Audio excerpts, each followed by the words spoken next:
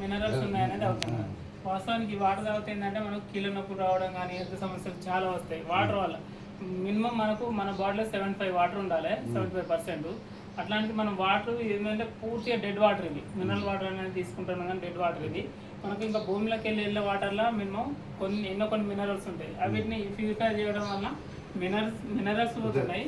కంప్లీట్గా మనకు మంచి వాటర్ అని తాగుతున్నాం కానీ అది పూర్తిగా తాగేటనే డెడ్ వాటర్. ఇప్పుడు ఒకసారి మినరల్ వాటర్ ఒకసారి పవర్ అనేది లేదు. ఇది మన దాంట్లో దొరికే CMD.